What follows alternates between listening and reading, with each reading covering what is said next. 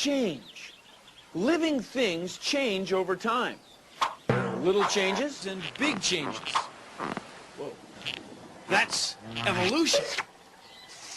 Bill Nye the Science Guy. Bill Nye the Science Guy.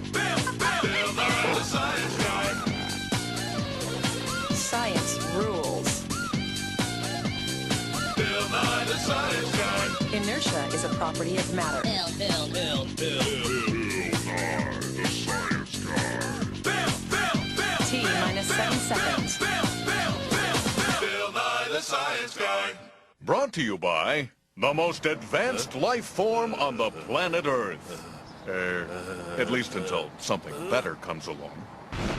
Do you realize that every living thing on Earth has been changing for the last 3 billion years? That's why we're all so different. Well, we are different. But as different as we all are, we all have a lot in common because we're all made of the same few basic chemicals. Now this process, this thing that happens, is called evolution.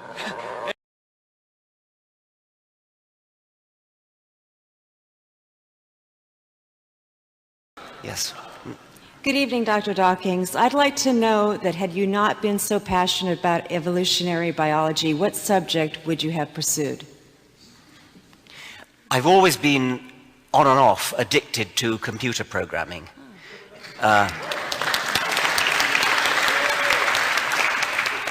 It has the sort of puzzle-solving capacity, and it's when you've achieved a little coup and you've got a routine to work, and it does what it's supposed to do, you kind of rush next door to sort of show something. You must come and look at this, you know. And it's wasted an incredible amount of my time. Thank you. Today, powerful technologies reveal elaborate microscopic worlds. Worlds so small that a thimbleful of cultured liquid can contain more than 4 billion single-cell bacteria, each packed with circuits, assembly instructions, and miniature machines, the complexity of which Charles Darwin could never have imagined. At the very basis of life, where molecules and cells run the show, we've discovered machines, literally molecular machines. There are little molecular trucks that carry supplies from one end of the cell to the other. There are machines which capture the energy from sunlight and turn it into usable energy. When we look at these machines, we ask ourselves, where do they come from? And the standard answer, Darwinian evolution, is very inadequate in my view.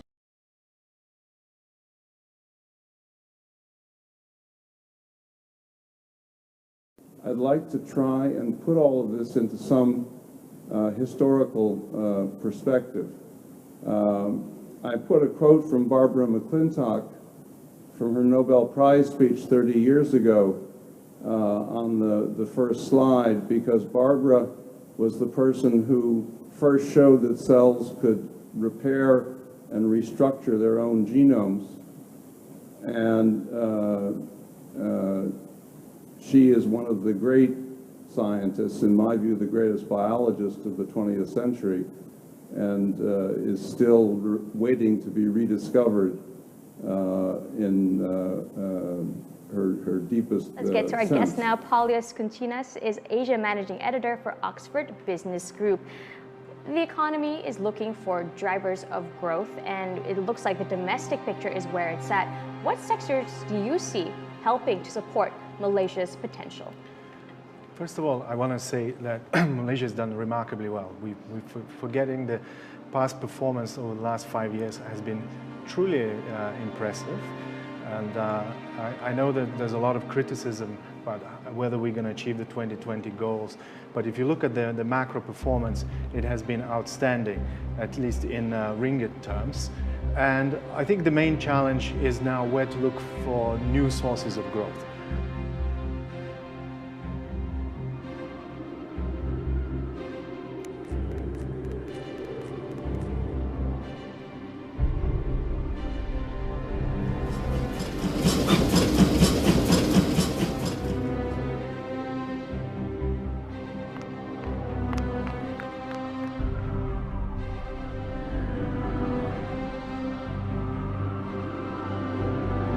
We were told that we would see America come and go.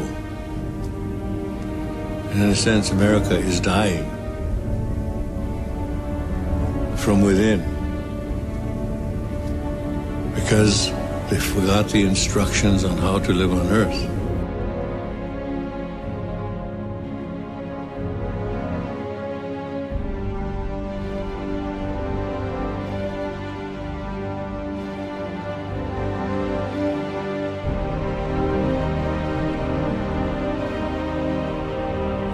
To a time where prophecy and man's inability to live on earth in a spiritual way will come to a crossroad of great problems.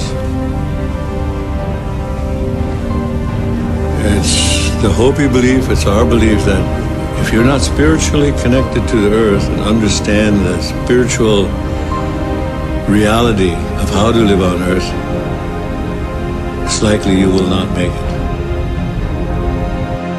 The gleaming towers symbolize success and immense wealth in the richest country per capita on Earth. But the story for many of the thousands of Asian workers building Qatar's dream is very different. At the Ministry of Labour Complaints Office, we find Jay Raj, who's from India.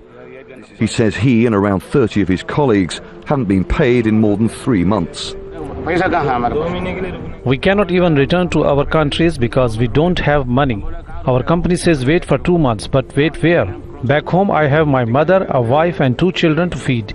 It's a pity that I can't even look after my children. Qatar's Ministry of Labour says one of the most common complaints filed against companies is over unpaid wages. A representative of JRAV's company management told Al Jazeera the men would get their salaries in a month's time. We drive to JRAV's accommodation, which his employers rent. This is a typical camp for foreign labourers here in Qatar. Now around 600 men live here, and the conditions they live under are shocking. Jay Raz says they were forced to move here recently after the water in their previous camp was cut off because the owner had not paid the bill. He says they had to carry water in buckets from another camp nearby.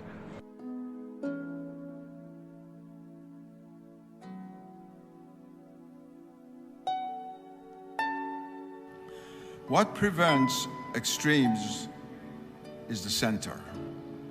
And extremism in society comes from extremism within the souls of men and women who comprise that society. Once in the soul, the center is lost. All of the elements of the soul turn toward the periphery, towards the extreme. And this is really the spiritual, metaphysical reason why there is extremism. Once modern man decided to substitute terrestrial man for God, which happens with modernism during the Renaissance and got worse and worse until today. That is dethroning God on earth. Whatever goes on in heaven is irrelevant for modern man, but dethroning God on earth, removing divine institutions, divine norms, divine laws from everyday life, and therefore from within the souls of human beings. A person is born oftentimes into a world without center. Everything that we do is centerless, almost. Modern art is an art without center. It has no center. Modern science has no center. Modern philosophy has no center. Social institutions do not have centers. And if they claim to have a center, then they say, oh, you're absolutizing and so forth. Look where we have gotten. One of the greatest tragedies of the modern world is that people try to cure a malady with the same germs that cause the malady. We do that over and over and over again. And nobody is willing to look outside of the box, as they say, outside of this paradigm, which has created this unbelievable mess, which is going to catch up with us, because one of them, of course, implies that we are consuming with an infinite rate something finite. That is, this way of living, of extremism, is destroying the very environmental foundations of our existence on Earth. An issue to which I will not go today, but there would have been no environmental crisis, of course, without the appearance of this extremism. The very idea of progress means extremism. That is, you're not satisfied with something, you always have more. It's an abstract idea of progress and progress and progress, but to what end? Where is the end of it? And since the more and more and more becomes prevalent, we have no choice but to destroy the finite cosmos, the finite world of nature in which God has placed us. So many people are aware that there's a very great crisis afoot. Environmentalists, social scholars, some theologians, but I've met very few people who are really willing to point to the real deeper causes why there is this extremism. And the deeper cause is a spiritual and metaphysical cause. Intellectually, it's the loss of a vision, intellectual vision of reality in which the center is the center. The divine is the center of all things. There is ultimately no other center but the center with a capital C, God.